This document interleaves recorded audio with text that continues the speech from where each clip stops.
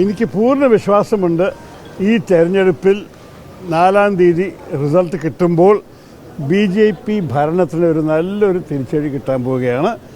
ഞങ്ങൾക്ക് പല സംസ്ഥാനങ്ങളിലും ഇന്ത്യ മുന്നണിയുടെ സ്ഥാനാർത്ഥികളാണ് ജയിക്കാൻ പോണത്.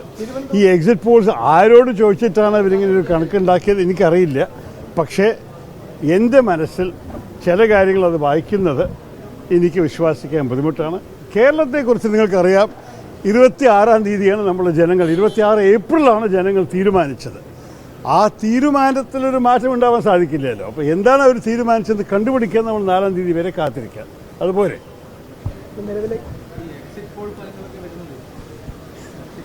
അതിന് ഞാൻ പറഞ്ഞു, എനിക്കതിൽ വലിയ വിശ്വാസമില്ല. നിങ്ങൾക്ക് ഓർമ്മയുണ്ടാവും, കഴിഞ്ഞ വർഷം എക്സിറ്റ് പോൾ പ്രകാരം ഞങ്ങൾ ഛത്തീസ്ഗഡ് ജയിച്ചു. ആക്ച്വൽ ബാലറ്റിംഗ് വരുമ്പോൾ ഛത്തീസ്ഗഡ് തോറ്റിട്ടുണ്ടായിരുന്നു. അപ്പോൾ നമ്മൾക്ക് ശരിക്കും ഈ EVM മെഷീനിലത്തെ എണ്ണം അവർ എണ്ണുമ്പോൾ മാത്രമേ നമുക്ക് യാഥാർത്ഥ്യം അറിയുള്ളൂ.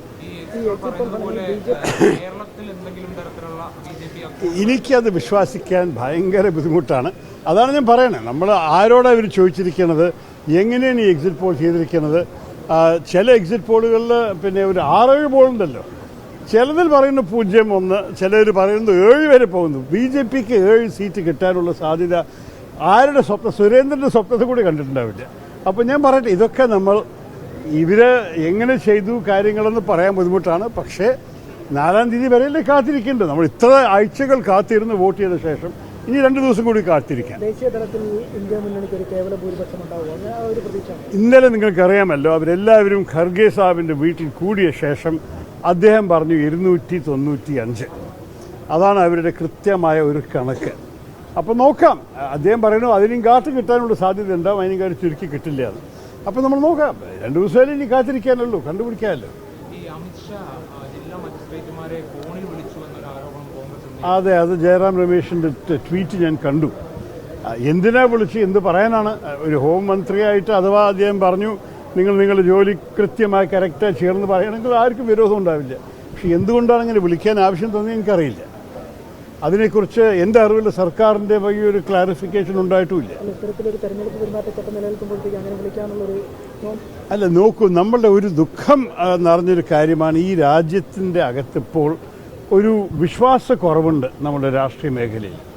പലവർക്കും EVMനെ കുറിച്ച് സംശയം, ചിലവർ സർക്കാരിൻ്റെ ഉദ്ദേശിക്കുന്ന സംശയം, ചിലവർ അവിടെയും ഇവിടെയും കാര്യങ്ങൾ തെറ്റിദ്ധരിക്കുകയോ സോഫ്റ്റ്വെയറിൽ മാറ്റം കൊണ്ടുവന്നിട്ടുണ്ടാവുമോ, ഇങ്ങനെയുള്ള ഓരോരോ സംസാരങ്ങൾ നമ്മളെല്ലാവരുടെയും എല്ലാ ദിവസവും കേൾക്കുന്നതാണ്. എൻ്റെ അഭിപ്രായത്തിൽ നമ്മൾ ജനാധിപത്യത്തിന് ഇത് ശരിയല്ല. നമ്മൾക്ക് ആവശ്യമുള്ളത് എല്ലാവർക്കും പൂർണ്ണ വിശ്വാസത്തോടെ പങ്കെടുക്കണം, നമ്മളുടെ തെരഞ്ഞെടുപ്പിൽ പങ്കെടുക്കണം, കൗണ്ടിങ്ങിൽ, എണ്ണത്തിൽ. എന്നൊരു അവസാനത്തിൽ നമ്മൾ മുന്നോട്ട് പോകണം. അങ്ങനെയാണ് ഒരു ജനാധിപത്യം നടക്കേണ്ടത്. 70 വർഷം നമ്മൾക്ക് നടന്നിട്ടുണ്ടല്ലോ. അപ്പോൾ ഈ തവണ ഈ വിശ്വാസക്കുറവ് കാണുമ്പോൾ എനിക്ക് കുറച്ചൊരു വിഷമം തോന്നുന്നുണ്ട് എല്ലാവരുടെയും. ഇനി ആ വിശ്വാസത്തിന് വീണ്ടും സ്ഥാപിക്കാൻ വേണ്ടി ആവശ്യമുള്ള നിലപാടുകളൊക്കെ എടുക്കണം സർക്കാരും ഇലക്ഷൻ കമ്മീഷനും. പക്ഷേ ഇപ്പോഴത്തെ സ്ഥിതിയിൽ ഞാനൊരു ഒന്നും പറയാൻ പോകുന്നില്ല. 4-ാം തീയതി എങ്ങനെ നടക്കും എന്നുള്ളവരും കാണട്ടെ. ഒരു കാര്യം കൂടി, അങ്ങയുടെ മുൻ സഹായിയായിരുന്ന ശിവകുമാർ പ്രസാദിന്റെ അറസ്റ്റുമായി ബന്ധപ്പെട്ട അറസ്റ്റല്ല, ഡിറ്റൻഷനായിരുന്നു. അദ്ദേഹത്തെ ഒരേ രാത്രി തന്നെ വിട്ടു അവർ. പക്ഷേ പിന്നെ നിങ്ങളതിൻ്റെ പ്രസ്താവന കണ്ടിട്ടുണ്ടാവുമല്ലോ. ഞാൻ അത്രേ എനിക്ക് പറയാനുള്ളൂ. അത് കഴിഞ്ഞിട്ട് വേറൊരു പുതിയ ഡെവലപ്മെൻറ്റ് വന്നിട്ടില്ല. വന്നാലും ഞാൻ എല്ലാ അന്വേഷണത്തിനും ഞാൻ പിന്തുണ കൊടുക്കേണ്ടത്. എനിക്ക് ഞാൻ ഓത്തറൈസ് ചെയ്ത എന്നെ സഹായിക്കാൻ വേണ്ടി കൊടുത്തൊരു പാസിനെ ഒരു ദുരുപയോഗം ചെയ്തത് ശരിയല്ല. അപ്പോൾ അതിനെക്കുറിച്ച് എനിക്കൊരു രണ്ടഭിപ്രായമില്ല.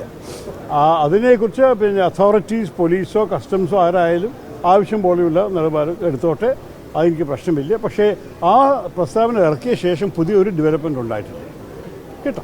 Thank you all very much. നന്ദി. എണ്ണിപ്പറയും ഓരോ വോട്ടും. June 4 media 1-നൊപ്പം.